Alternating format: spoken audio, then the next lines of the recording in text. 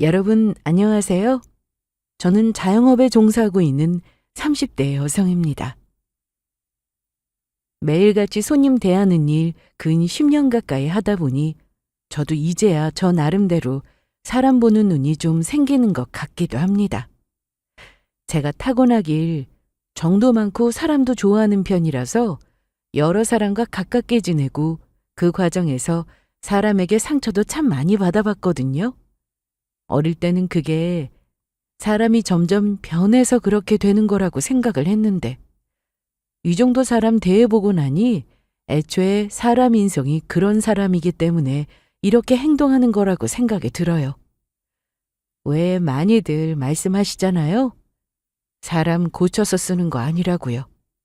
처음 잠깐이야 자기 본성 감추고 가면 쓰고 사람 좋은 척 행세할 수 있지만 결국 사람 본성이란 드러나기 마련이라는 것을요. 사람은 고쳐 쓰는 게 아니라는 말, 슬프게도 이건 타인에게만 적용되는 말은 아니었던 것 같습니다. 저는 20대 후반에 남편을 만나 결혼을 했습니다. 남편은 저희 가게에 물건 납품하던 유통업체 담당 직원이었고 20대 중반의 나이에 제 가게를 열고 자리 잡으려고 고군분투하던 제 옆을 든든하게 지켜주던 사람이었어요. 사실 처음에는 저희 친정 식구들이나 제 친구 지인들이나 남편을 크게 마음에 들어하지는 않았습니다. 남편과 제 나이 차이가 거의 10살 가까이 나거든요. 그렇다고 해서 그 사람이 결혼 준비가 단단히 제대로 되어 있는 사람이었냐 하면 그런 것도 아니었어요. 나이는 저보다 거의 10살 가까이 많으면서 그렇다고 저보다 딱히 많은 거 가지지도 않은 남자였으니 주변 사람들 보기에는 아직 앞날이 창창한 제가 훨씬 아깝다고 생각했겠죠. 하지만 그 시기에 저도 제 나름대로 자리 잡는다고 워낙 심신이 지쳐있는 때이기도 했고 그렇게 제가 사회 초년생으로서 어려움을 많이 겪고 있던 시기에 귀신같이 나타나 제 견 밑에 머무른 사람에게 쉽게 마음이 갈 수밖에 없었습니다. 사람이 한순간 눈이 도는 시기가 있다고들 하잖아요. 저한테는 바로 결혼이 제 인생에서 가장 눈멀어서 한 일이 아닐까 하는 생각이 들어요. 이미 혼기를 놓친 남편과 시가 쪽에서는 하루라도 서두르려고 들고 제 주변 지인들과 부모님께서는 어떻게든 하루라도 미뤄보려 노력하시던 결혼을 결국 하고야 말았습니다. 남편은 결혼 전 연애할 때도 말주변이 좋고 부침성이 좋은 사람이었어요. 애초에 저를 만난 것도 저희 가게 납품하던 유통업체 영업직으로 만나게 된 거였으니 나름대로 영업사원으로 10수년을 일해오면서 더 유들유들하게 처음 보는 사람에게도 쉽게 다가가게 되었겠죠. 아니, 이 여자는 이 시간에 왜 자꾸 전화질이야? 가게 시작한 지 얼마 안 됐다고 어려운 게 많다면서 이것저것 물어보는 거 대답 좀 해줬더니 자꾸 이렇게 연락을 걸어오네? 그때는 그런 식으로 여자들한테 연락 오는 거 받아주면서 그 사람이 얼마나 애를 많이 먹을지 그저 그것만 속이 상했어요. 그 사람 타고난 성미가 그렇게 오는 여자 막을 줄 모르고 자기한테 주어지는 이성의 관심 기꺼워하는 줄은 그때까지는 미처 몰랐습니다. 남편이라는 놈은 신혼 초부터 여자 문제가 끊이지를 않았습니다. 당신 지금 시간이 몇 시야? 아우, 술 냄새! 당신 진짜 해도 해도 너무하는 거 아니야? 우리 결혼하고 나서 당신 자정전에 들어온 게 몇 번이나 되는 줄 알아? 나라고 만날 이렇게 늦게 들어오고 만날 술 마시고 돌아다니고 싶겠어? 가뜩이나 피곤해 죽겠는데 힘들게 일하고 들어온 남편 위로는 못 해줄 망정. 나도 힘들어. 나도 힘들다고. 결혼하고 한 달쯤 되었을 때였을까.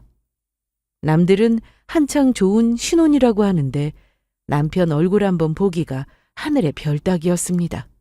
그러면서도 아침에 제가 끓여놓은 해장국은 꼬박꼬박 받아먹고 나가는 남편이었어요.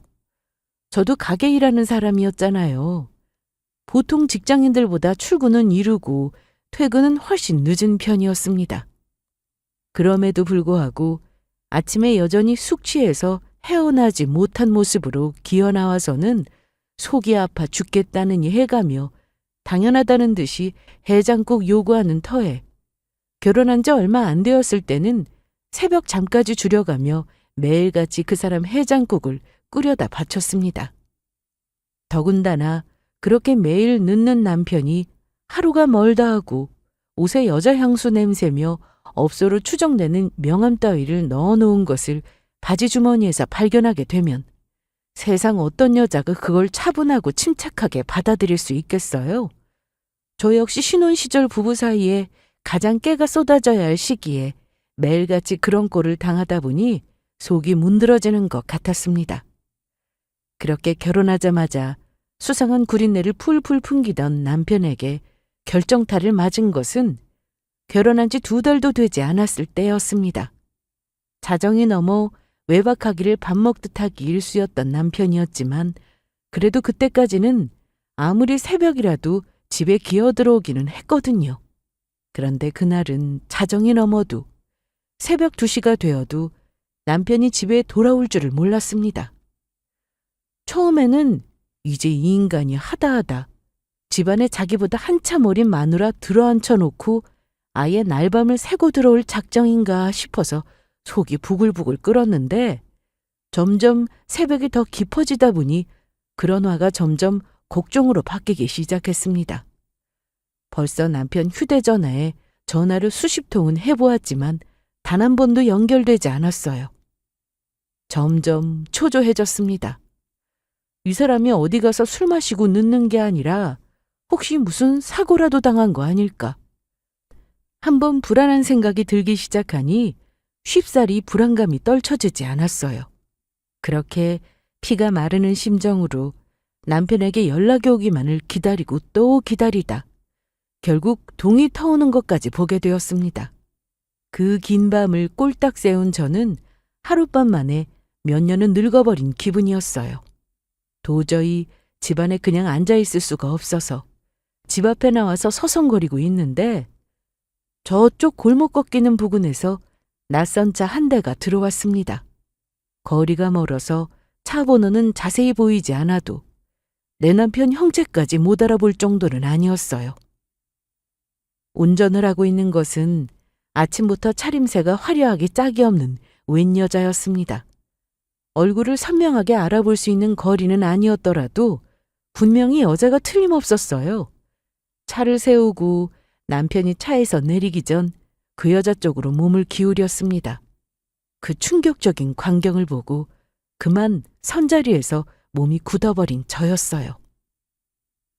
아무리 거리가 멀다 하더라도 그 둘 사이에 애정행각이 벌어지고 있다는 걸 모를 수가 없었습니다. 그렇게 애정이 듬뿍 담긴 작별 인사를 주고받은 후에 남편이 차에서 내리고 곧장 차가 출발했어요. 저도 모르게 남편 쪽으로 내달리고 있었습니다. 너 뭐야? 저 여자는 누구야? 깜짝이야. 당신 왜 나와 있어? 내 눈앞에서 목도한 내 남편의 불륜 현장이었어요. 아무리 찰나에 지나간 광경이라고는 하나 제 눈으로 똑똑히 본 장면이었습니다. 제 마누라 속에 시커멓게 타들어가는 것은 아랑곳하지 않고 당당하게 날밤을 새고 들어온 남편이라는 놈은 갑작스런 제 등장에 기겁을 했습니다. 그동안 외박이 잦았어도 차마 내 남편이, 그것도 결혼한 지 2달도 안 된 내 남편이 다른 여자와 바람을 피우고 있을 거라는 생각은 하지 못했습니다. 아니, 두려움에 그런 상상하기조차 힘들었다는 게 맞는 표현이겠죠. 어쩌면 저는 결혼 이후로 계속 지금과 같은 상황이 벌어질 것이라는 것을 이미 예감하고 있었는지도 몰라요. 그렇다 한들 그런 불길한 상상을 하는 것과 그걸 내 눈으로 직접 목도하는 건 어마어마한 차이가 있었습니다. 방금 전까지 그 사람의 생사를 걱정하던 마음은 온데간데 없고 눈앞에 이 남자를, 내가 보는 앞에서 부정을 저지른 저 남자를 그저 때려 죽이고 싶은 마음밖에 들지 않았습니다. 저도 모르게 악을 쓰며 남편에게 두 주먹을 들고 달려들었어요. 밤새 저 여자랑 같이 있었어? 당신 저 여자랑 무슨 관계야? 무슨 관계인데 아침까지 밤새 같이 있다 와서는 끌어안고 생 난리를 치는데 너 바람났어? 바람났냐고? 이 여자가 진짜 미쳤나? 동네 사람들 다 깨울 일 있어? 견딜 수 없는 배신감에 이성을 놓고 달려드는 마누라를 보고 기겁을 하며 그저 동네 사람들한테 망신당할까봐 그것만 걱정스러워 저를 윽박지르는 남편이었습니다. 저 여자 누구냐고. 내가 가만 안 둘 거야.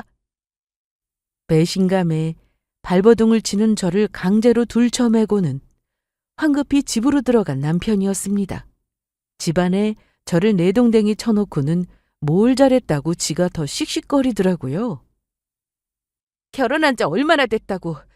네가 어떻게 나한테 이럴 수가 있어?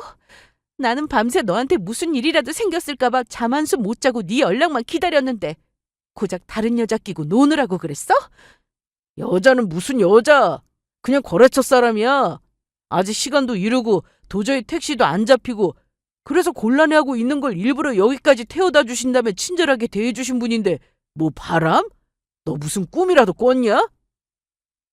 얼마나 뻔뻔하고 낯짝 두껍게 시치미를 떼는지. 아마 저도 제 눈으로 그 끔찍한 광경을 직접 보지 않았다면 내가 잘못 본 건가 착각이라도 할 정도로 억울하기 짝이 없다는 태도였습니다. 하지만 제가 봤잖아요. 제가 봤는데 감히 누굴 말 같지도 않은 거짓말로 속이려고 듭니까? 당신 그 멀리에서 있어놓고 뭘 제대로 보긴 봤다는 거야. 남편이 밤새 접대 자리에서 빠져나오지도 못하고 밤새 이 개고생을 하다가 간신히 집에 들어왔는데 마누라라는 게 외박한다고 바가지 긁는 것도 모자라서 이젠 웬 있지도 않은 여자 타령하면서 생사람을 잡으려고 들어? 할 수만 있다면 그 장면을 담아낸 내 눈을 뽑아서라도 세상 사람들한테 증거로 들이밀고 싶은 심정이었습니다. 하지만 이른 아침에 골목에 나와 있던 사람은 저 하나뿐이었어요. 이렇다 할 증거를 가진 게 없다는 걸 눈치를 채자마자 놈 기세가 더욱 등등해졌습니다. 제대로 보지도 못했으면서 확실하지도 않은 걸로 생사람 잡지 마. 너 무슨 의부증 환자냐? 이따위 쓸데없는 소리 할 거면 사람 귀찮게 굴지 말고 저리 비켜. 피곤해 죽겠구만. 그렇게 기세등등하게 욕실로 들어가서 문을 쾅 쳐닫고 들어간 남편 놈이었습니다. 저는 너무 억울해서 심장이 터져버릴 것 같았어요. 그 자리에 털썩 주저앉아 울음을 토해내면서도 가슴속에 답답하게 맺힌 응어리가 도무지 내려가지를 않아서 곧 죽을 것만 같았습니다. 어떻게 이럴 수가 있어요? 다른 것도 아니고 현장을 저한테 걸린 놈 아닙니까? 그래놓고 나를 의부증으로 몰아요? 더러운 짓거리한 놈은 저놈인데 왜 제가 정신병자 취급을 받아야 한답니까? 한참을 울다 제가 기운에 빠져서 조용해지자 그제야 제 눈치 보며 욕실 문을 낑 문 열고 나오는 남편 놈이었습니다. 아이, 밤새 술을 마시느라 속이 너무 쓰린데 뭐 좀 끓여놓은 거 없나? 이 더러운 놈이 불륜 저지르고 들어온 거 나한테 걸려놓고도 발뺌한 주제에 내 해장국을 얻어 처먹으려고 들어요? 그만 눈이 돌아버린 제가 손에 잡히는 대로 닥치는 대로 그놈한테 집어던지기 시작했습니다. 이게 진짜 미쳤나? 너 그만 안 해? 비명을 지르면 놈이 또 제 시야에서 도망쳐 방문을 닫을 때까지 계속해서 물건을 집어던졌어요. 이 나쁜 놈아! 네가 나한테 어떻게 이럴 수가 있어? 살면서 그렇게 서럽게 오열해 본 적이 또 있었나 싶었습니다. 저는 정말 이 결혼 잘해보고 싶었어요. 주위에서 걱정하는 말들이 많이 나오는 만큼 보란 듯이 잘 살아서 우리 걱정했던 게 다 쓸데없는 걱정이었구나 하고 저희 부부를 보며 안심하고 예쁘게 봐주시기만을 바랐습니다. 하지만 오늘의 이 끔찍한 경험으로 인해 그들이 옳았고 내가 틀렸다는 것을 인정하지 않을 수가 없었어요. 고작 겨우 2달 차였습니다. 신혼이라 할 만한 것 누리지도 못하고 매일같이 밖으로 나도는 남편 때문에 하루하루 한숨으로 채워가던 시간이었어요. 그러던 차에 남편의 외도까지 직접 제 눈으로 목격하게 되었으나 증거가 없다는 이유만으로 죄 저지른 놈한테 정신병자 취급까지 당하는 결혼 생활이라니. 그 이후로 남편과 냉전이었습니다. 나 보는 앞에서 다른 여자와 얼싸안던 놈 모습을 떠올리면 당장이라도 찔러 죽이고 싶을 정도의 잔인하고 끔찍한 충동이 자꾸만 불쑥불쑥 솟아올랐습니다. 그러는 와중에도 자기는 무결한 인간이라는 듯 놈의 뻔뻔한 행태는 끊이지를 않았죠. 심지어 제가 한 며칠 넋이 나가 살림 손에서 놓다시피 하고 그놈 눈에만 띄면 아주 잡아먹으려고 으르렁대는 꼴을 보고 도리어 큰 소리를 치기 시작한 남편이었습니다. 너 밖에서 일하느라고 고생한 남편 불륜남으로 만드는 것도 모자라서 이제는 유부녀가 가정 건사도 제대로 안 할 셈이야? 결혼한 지 얼마나 됐다고 벌써부터 가정일에 이렇게 소홀하게 굴어? 남편 외도를 처음으로 목격한 그날 이후 사람 하나 정신병자라 몰아놓고 증거 없다고 신나게 거짓말 해대는 놈을 보면 구역질이 나서 제 나름대로 그날의 증거를 찾아보겠다고 고군분투했습니다. 하필이면 그 골목 외진 구석이 CCTV 사각지대였어요. 주변에 차 한 대가 안 서 있었습니다. 저로서는 정말 환장할 노릇이었습니다. 그때 나와 함께 그 꼴을 목격한 증인이 한 사람만 더 있더라도 내가 이렇게 억울한 일 당하지 않을 텐데, 죄 짓고 벌벌 떨어야 하는 건 저놈인데 왜 내가 이 고통을 다 짊어지고 살아야 하는 건지 너무 억울했어요. 처음에는 이혼 생각도 했습니다.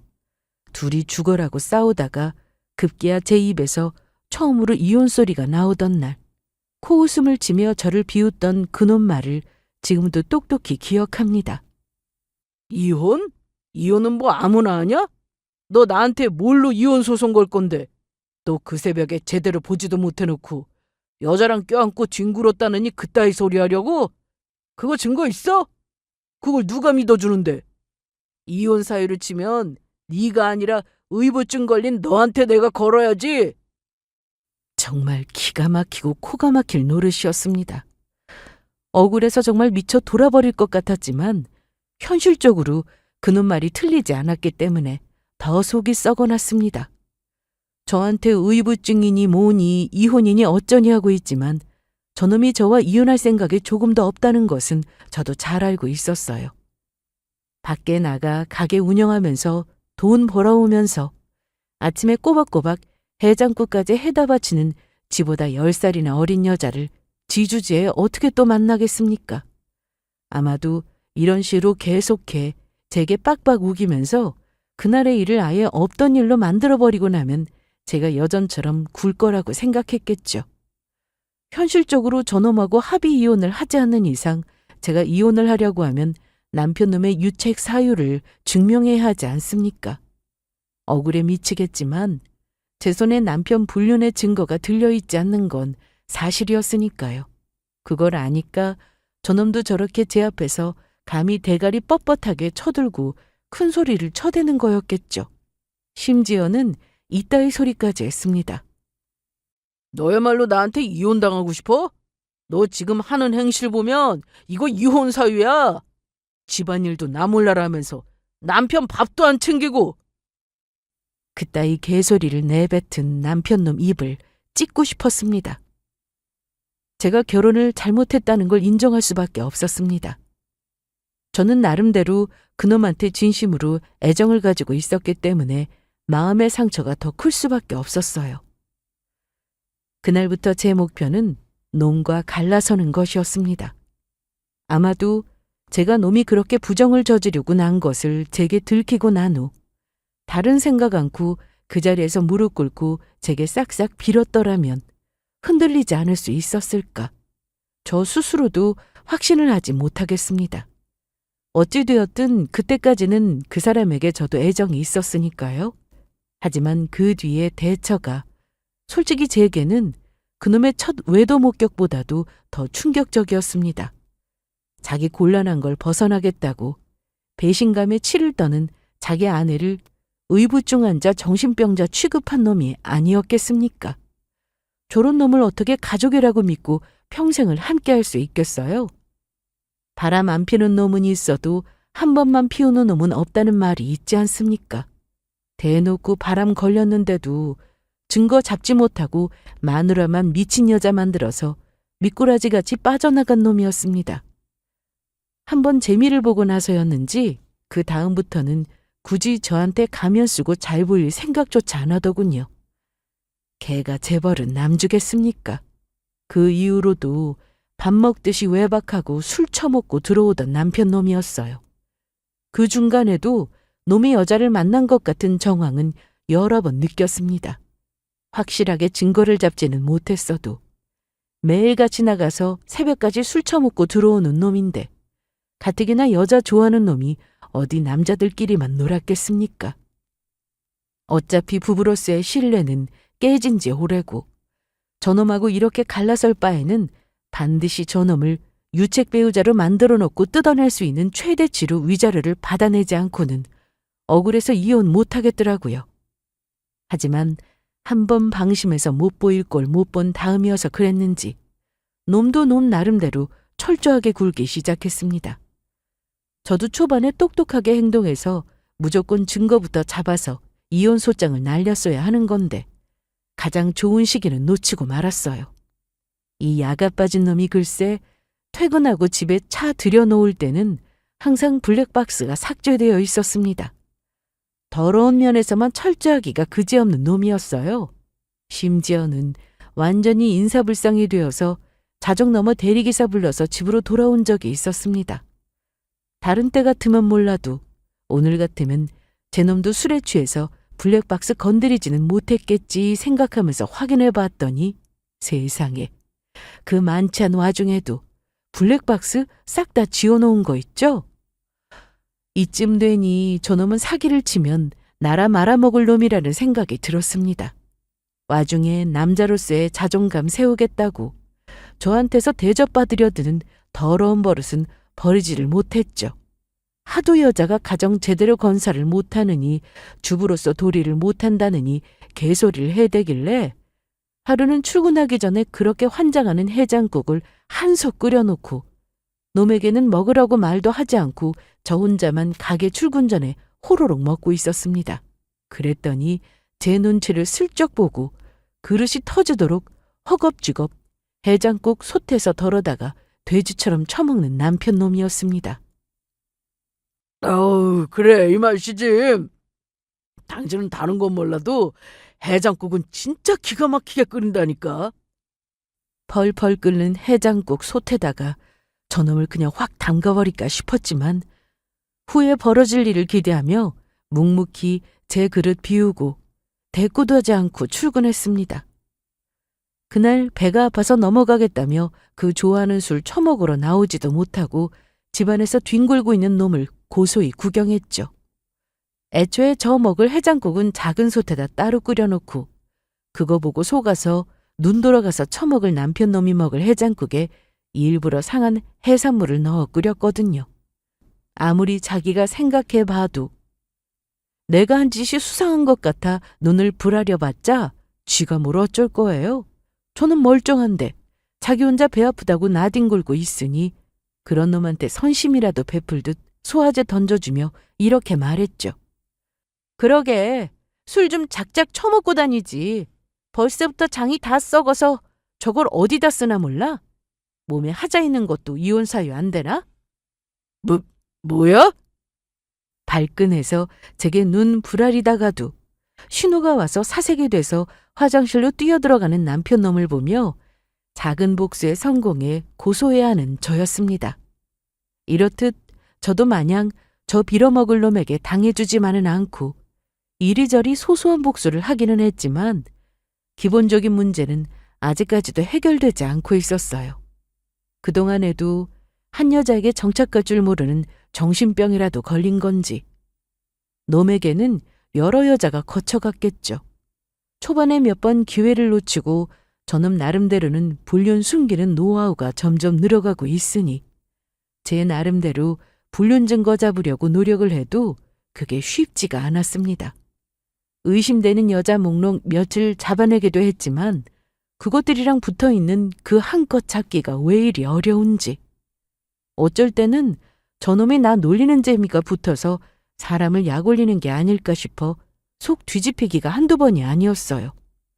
자기 딴에는 그렇게 밖에서 헛짓거리하고 다녀도 제가 쉽게 증거를 잡지를 못하니 자신감이 붙어 그런지 점점 더 제 앞에서 뻔뻔해지는 놈이었습니다.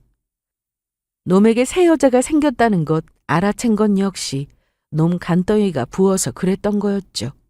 사실 여전히 감정 대립이 첨예했던 시기에 심부름센터 통해서 남편 놈한테 사람 붙인 적이 없지는 않습니다. 아유, 사모님, 저쪽에서 벌써 눈치 깠어요. 얼마나 의심이 많은지 내가 뒤따라가는 것까지는 몰라도 주변을 얼마나 두리번거리든지 시간 좀 지나면 몰라도 지금은 증거 잡기가 어렵겠네요. 다른 사람도 아니고 나름대로 전문가한테까지 이런 소리를 들었으니 절망할 수밖에 없었죠. 늘 그렇듯 큰 기대하지 않고 남편 차 훑어보다 트렁크에서 여자 블라우스 발견했을 때는 솔직히 이게 웬 떡이냐 싶었습니다. 그게 제 옷이 아니라는 건 저보다 더 확신할 수 있는 사람이 없었고요. 다른 여자 같았으면 남편 트렁크에서 다른 여자 입던 옷이 발견되었으면 눈이 돌아가고도 남을 일이었지만 저한테는 오히려 속으로 쾌재를 부를 만큼의 쾌거였습니다. 어차피 놈한테 이제 배우자로서의 애정이 싸그리 다 사라진 지는 오래였어요. 지금도 좋아서 붙어 살고 있는 것이 아니라 그저 확실한 불륜 증거 잡아서 위자료 한몫 단단히 뜯어서 이혼할 생각으로 저는 옆에 붙어 있는 것뿐이었습니다. 한편으로는 놈도 참 많이 해이해졌다는 생각이 들었습니다. 그 만취한 상태로도 자기 차 안에 블랙박스 삭제를 잊지 않던 더러운 짓거리 하는 데는 더없이 철저하던 놈이 이런 실수를 다 하다니. 이제 조금만 더 하면 고지가 보인다는 생각에 희망이 보이기 시작했죠. 남편 놈도 남편 놈이지만 시가 인간들도 뻔뻔하고 꼴보기 싫은 건 마찬가지였습니다. 결혼 초에 그 난리가 났으니 제가 남편 놈은 고사하고 시가 식구들 챙겨주고 싶은 마음이 들었겠습니까? 아직 마음 제대로 잡지 못했을 때 남편 불륜을 이실직고하며 저놈이랑은 못 살겠다고 시부모 앞에서 오열을 한 적도 있었습니다. 그때 시모라는 여자 하는 말이 아주 가관이었어요. 아니, 우리 애가 아니라고 그렇게 얘기를 하던데 왜 생사람을 잡아? 그리고 남자가 밖에서 일을 하다 보면 그런 일도 생길 수도 있는 거지. 어디 여자가 시부모 앞에서 큰 소리를 내고 우는 소리를 내고 있어? 제 친정 부모님보다도 거의 20살 가까이 나이가 많았던 시모는 어디 조선시대에서 튀어나왔나 싶을 정도로 사고방식이 한심하기 짝이 없는 여자였습니다. 내가 남편이라는 놈 제대로 못 고른 것도 억울한데 제 아들 바람 피운 것까지 감싸면서 어린 며느리 잡돌이하려고 드는 저 늙은 여자한테까지 이따위 대접받는 게 치가 떨릴 정도였어요. 처음부터 시가 인간들한테 정이라고는 없었습니다. 하지만 남편 놈은 한참 어린 자기 손바닥 위에 놓고 가지고 놀고 있으면서 자기나 자기 식구들한테 제가 조금이라도 소홀하다 치면 오히려 큰 소리를 빵빵 쳐대고는 했어요. 너 나한테 이따위로 구는 것도 모자라서 우리 엄마한테 제대로 안 하면 나도 진짜 안 참아. 네가 안 참으면 어쩔 건데? 도리를 좀 알아라, 도리를.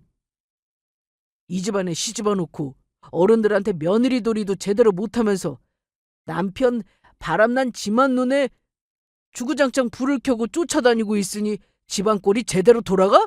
너 그것도 다 이혼 사유야? 제가 한번 이혼 얘기 꺼낸 이후부터는 감히 제 앞에서 자기가 도로 이혼을 들먹이며 협박의 수단으로 삼기 시작한 놈이었습니다.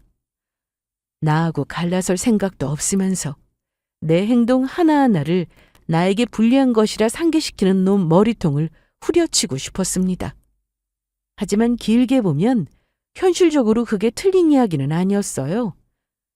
놈이 제게 먼저 이혼소송 걸리 없다고 확신하고 있기는 했지만 나중에 제가 제대로 된 남편 불륜 증거 잡아 이혼 소송을 걸었을 때는 놈이 그간의 제 행실을 꼬투리 잡을 수도 있는 노릇이었죠. 멀쩡한 사람 정신병자 만들기를 주저하지 않는 놈이니 그 정도 야비한 짓거리야 충분히 하고도 남을 놈이었습니다.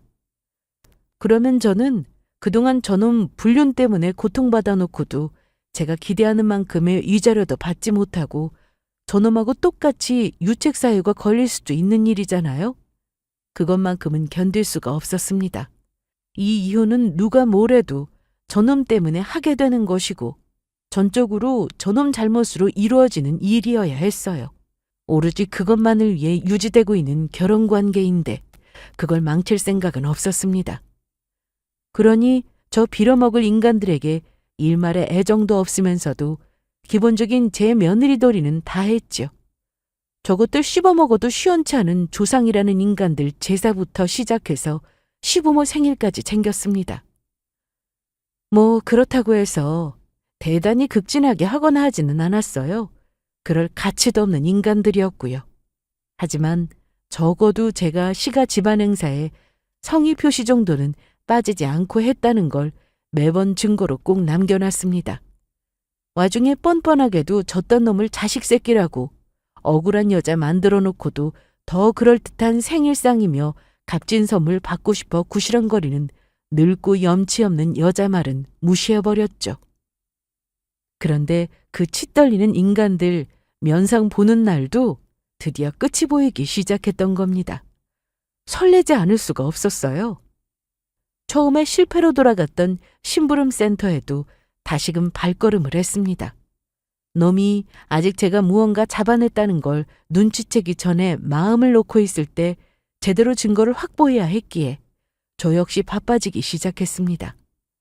가게 일하면서 동시에 너무 의심은 사지 않고 그러면서도 심부름센터 직원과 긴밀하게 연락을 주고받아야 했기에 저로서는 정말로 정신이 없었어요. 그러니 결혼하고 처음으로 시모 생일도 그냥 넘기게 된 겁니다. 평소 같으면 놈에게 약점 잡히기 싫어서라도 악착같이 챙기던 것이었는데 솔직히 이번에 증거 제대로 잡아서 이혼 소장 날리고 나면 뒤도 안 돌아볼 인간들인데 뭐 그런 쓸데없는 정성을 들이냐 하는 무의식적인 마음도 들었겠죠. 당연히 미안한 마음은 눈꽃만큼도 없었습니다. 미안해하려면 저것들이 저한테 미안해 했어야죠. 하지만 글러먹은 남편놈 생각은 달랐습니다. 너 진짜 우리 집안이 우스워? 어떻게 며느리라는 사람이 시어머니 생신을 그냥 넘어갈 수가 있어?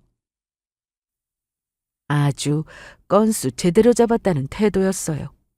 그 입 닥치라고 한마디 날려주고 싶었으나 아직은 조금 더 시간이 필요한 상태였어요. 아무리 평소보다 해이해졌다고는 하더라도 그동안 하던 가락이 있는 놈이었으니 저로서는 지금껏 모은 증거가 아쉽게 느껴졌습니다. 그래서 입 다물고 있었더니 뭘 잘했다고 또 큰 소리를 치는 놈이었어요. 네가 이러니까 너한테 정을 붙이고 살 수가 있겠냐? 너는 만날 내가 제정신이 아니라서 집 밖에 한눈 파는 거라고 하지만 이거를 좀 봐라. 하나 남은 노모한테도 이렇게 소홀하게 구는데 네가 이러니까 내가 자꾸 밖으로 눈을 돌리는 거 아니야. 네가 이렇게 며느리 도리도 제대로 못하니까 자꾸 다른 여자한테 눈길이 가는 거 아니겠냐고. 놈이 자기 입으로 불륜을 시인하는 발언을 내뱉은 건 이때가 처음이었습니다. 저는 이게 웬일인가 싶었어요. 그놈이나 저나 남편놈이 밖에 나가서 오만 여자들이랑 더럽게 놀고 다닌다는 거 암묵적으로 다 알고 있었지만 제 앞에서는 사람 놀리는 것처럼 항상 빈정대면서 부정하고 드는 놈이었거든요. 이때다 싶었습니다. 지금 저놈을 속여 넘겨야 내가 이루는 바라는 바를 드디어 이룰 수 있겠구나 하는 생각에 저도 모르게 술술 거짓말이 입에서 나왔어요. 여보, 내가 정말 미안해. 요새 내가 너무 정신이 없어서. 하지만 당신이 나를 좀 이해해줘야지. 내가 그동안 얼마나 마음고생이 심했을지 당신 모르는 거 아니잖아. 사이 틀어진 이후로 싸울 때마다 절대로 지지 않고 바락바락 소리 지르던 제가 평소와 다르게 풀이 죽어 숙이고 들어가자 놈도 놀란 기색이었습니다. 하지만 곧장 의기양양한 표정이 된 놈이었어요. 아마 저놈은 내가 이렇게 입 다물고 수그리고 들어가니까 자기가 이겼다고 착각을 단단히 했겠죠? 그런 놈에 대한 복수심이 가득 찬 제 마누라가 품은 한은 짐작조차 하지 못하고 말입니다. 놈이 저를 달래듯이 살살거리며 말했어요. 그래, 어차피 당신이랑 나랑 평생 얼굴 보며 살아야 하는데 좋은 게 좋은 거잖아? 자꾸 이런 일이 생기면 당신도 당신 마음만 괴로워질 뿐이고 나라고 마누라한테 정착해서 사이좋게 살고 싶지 않겠어? 내가 진짜 이번 딱 한 번만 마음 넓게 사나이로서 용서해준다. 그러니까 당신도 제발 그렇게 모나게 굴 생각하지 말고 한동안 나 한눈 팔았던 것도 깨끗하게 떨쳐버리고 좀 넘어가 주고 우리가 지난 앙금을 털어내야 홀가분한 마음으로 새 출발을 할 수 있지 않겠어? 당신이나 나나 서로 잘못한 거 없지 않으니까 한 번씩 넘어가 주고 깨끗하게 다시 시작하자고. 나도 앞으로는 더 잘할 테니까. 주둥이를 열기만 하면 못 믿을 소리 줄줄 쏟아내는 놈이었어요. 저놈이 저런 소리 한다고 어디 바람 안 피울 놈입니까? 속으로 놈을 비웃었지만 겉으로는 겸허하게 받아들인다는 듯이 놈을 이해한다는 듯 인자하게 웃으며 고개를 끄덕인 저였습니다. 그래, 이렇게 순하게 구니까 얼마나 좋아. 제 마누라가 속으로 무슨 생각을 하는지 꿈에도 모르고 한 곱이 넘겼다 싶어 싱글벙글 신이 난 놈에게 아주 제대로 뒤통수 쳐주겠다고 칼을 갈고 또 가는 저였습니다. 그 이후부터는 저도 남편에게 날카롭게 굴던 태도 싹 때려치웠습니다. 어찌되었든 표면적으로나마 넘어가 주기로 했으니 놈을 완벽히 속여 먹이기 위해서라도 태도에 변화를 줄 필요가 있었어요. 놈이야 좋아 죽었겠죠. 결혼 생활 내내 사이가 극으로 치달았던 마누라가 결혼 전 연애할 때처럼 나긋나긋한 태도에 놈이 환장하는 아침밥 든든히 챙겨주니 아주 입이 귀에 걸렸더라고요. 심부름센터 직원으로부터 드디어 유의미한 소식이 들려온 것 또한 이 무렵이었습니다.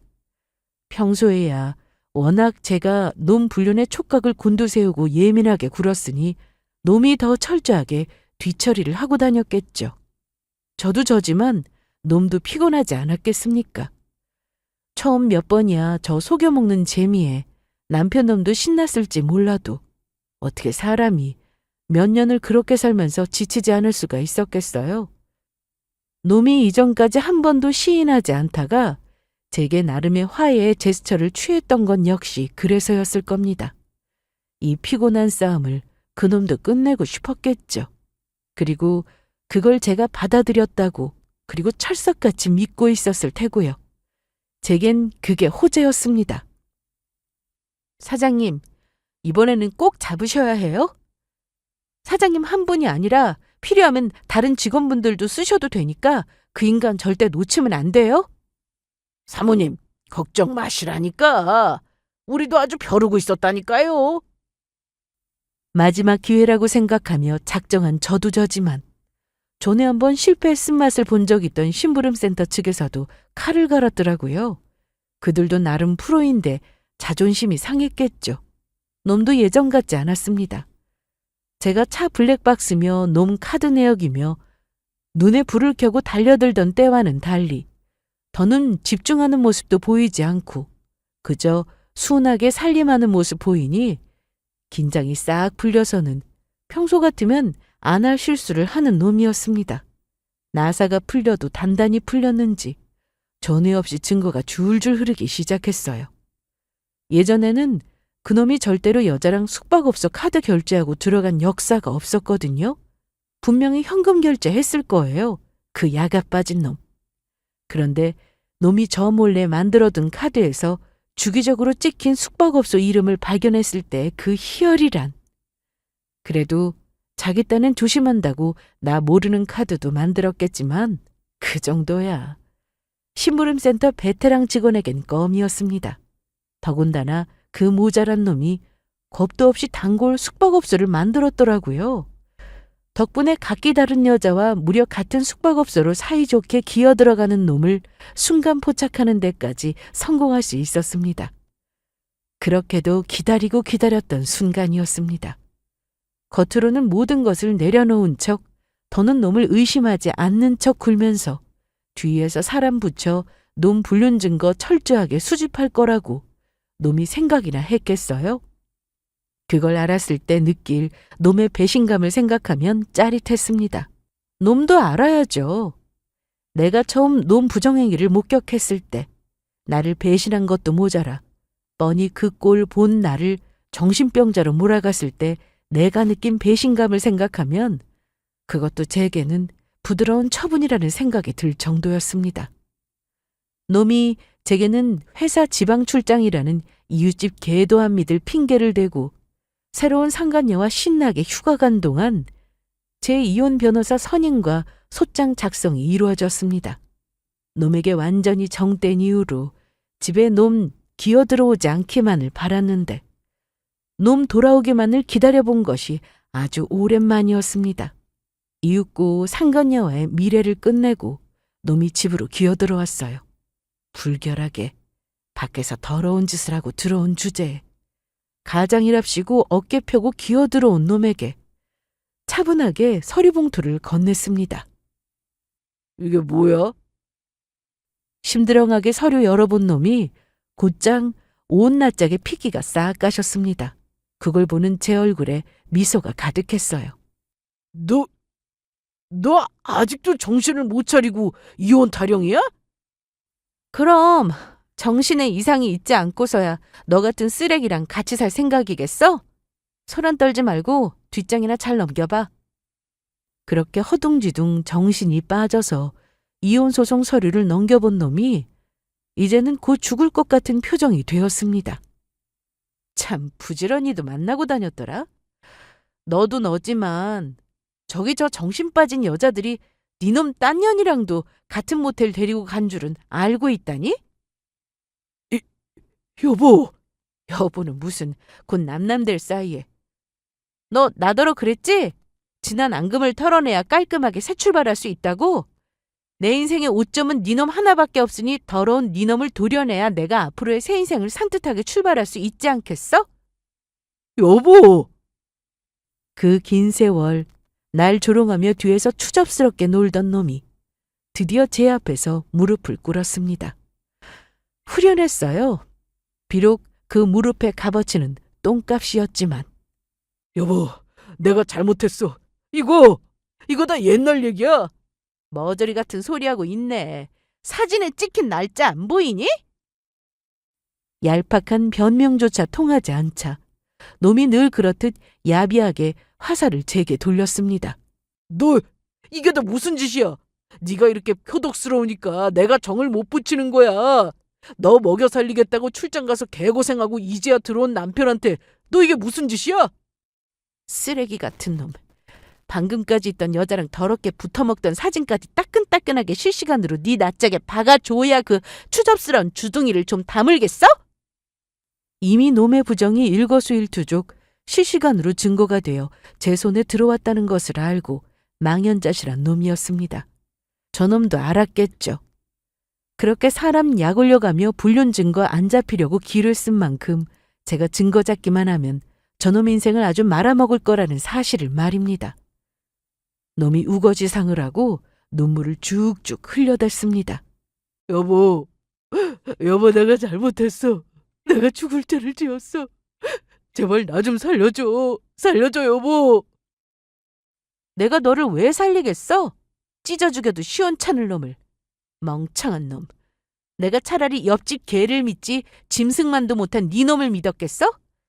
내가 너 매장시킬 날만 기다리며 살아왔는데 미쳤다고 이 기회를 날려? 그놈의 돈 번다는 유세는 술 처먹고 더러운 짓거리 하느라 남는 것도 없는 놈이 어디서 주제에 푼돈 번다고 유세야? 내가 벌어도 네 놈보다 배는 버는데 너같이 불결한 데다 신이라고는 눈꽃만치도 없고 다 늙어빠진 볼품없는 놈을 왜 봐줘? 이제 네 놈한테 위자료 싹 뜯어다가 새 출발할 일만 남았는데. 여보. 진짜 추하다 너. 그렇게 나이값 못하고 나 약 올리면서 신나하더니 고작 어린 마누라 발밑에 기려고 그랬다니? 꼴 참 좋다. 여전히 비참한 꼴로 질질 울고 있는 꼴이 너무 추잡스러워 보였습니다.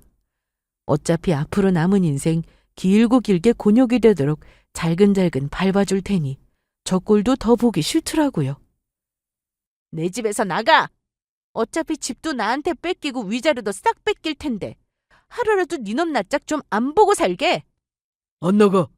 못 나가. 내가 쉽게 이혼해 줄 것 같아? 나 절대로 곱게 이혼 못 해줘.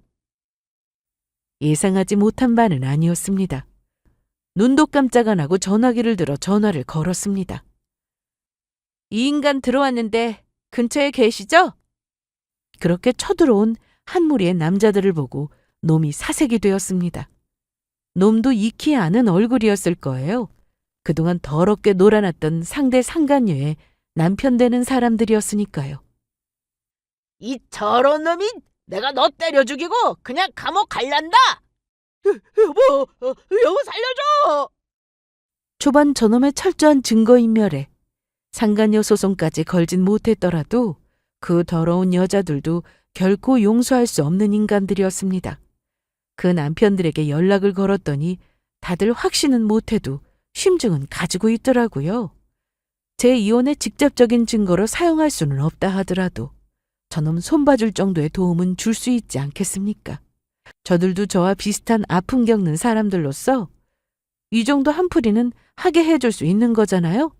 겸사겸사 저 거머리도 하루빨리 쫓아내고 말이죠. 그렇게 처맞고도 며칠 더 버티더니 그것도 비슷한 일이 몇 번 더 생기자 결국 놈이 꼬리를 말고 도망치고 말았습니다.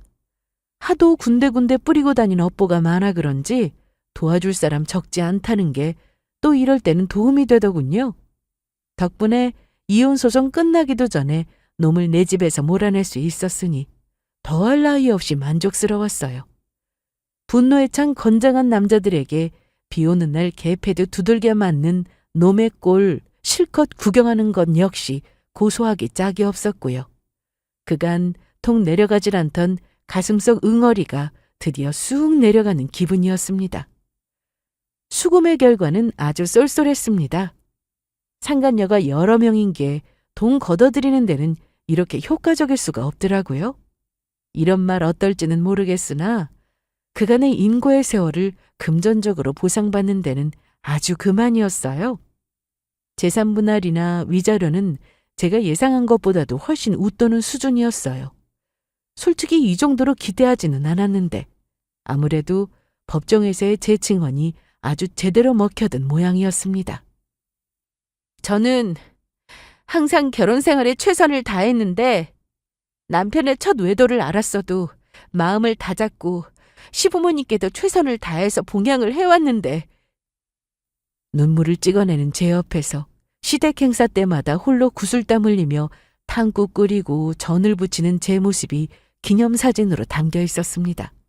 그 뒤 배경으로 시가인간들이 자기들끼리 떠들고 노는 모습이 담겨 있었고요. 이미 남편놈 수많은 여자와 주인공으로 찍은 사진들이 한 차례 휩쓸고 지나간 터라 사진 보는 판사님 눈에 남편놈을 향한 숨길 수 없는 혐오감을 읽을 수 있었습니다. 감사해요, 판사님. 이혼 후 놈 그나마 있던 밥줄도 끊겼습니다. 놈이 건드린 여자 중에는 놈이 영업 뛰던 사장 3호도 있었거든요. 비슷하게 더럽게 노는 놈들이라 하더라도 제 마누라 건드리는 놈한테 일줄 배알도 없는 놈은 없는 모양이었습니다. 상간녀 소송하며 그 집구석도 만만치 않게 풍비박산이 났는지 그 사장한테 보복도 심심치 않게 당한 모양이었습니다. 그러니까 인두껍 쓰고 태어났으면 최소한 인간 비슷하게는 살았어야죠. 다 늙어 다른 건 배운 가닥도 없고 찾아주는 사람도 없이 빌빌대며 사는 게 딱 놈한테 걸맞은 결말이었습니다. 저는 놈과 놈 상간녀들에게 뜯어낸 돈으로 더 좋은 곳으로 거처를 옮겨 새 인생을 시작했습니다. 살던 집도 재산분할해서 제 몫으로 넘어와서 새집 구하고도 여유자금이 꽤 남았어요. 이제 나만 생각하고 나 좋은 것만 하면서 그 돈 재미나게 쓰면서 살 작정입니다. 이만하면 통쾌한 복수가 되었죠? 오늘 제 이야기는 여기서 마무리할게요. 다들 좋은 하루 되세요.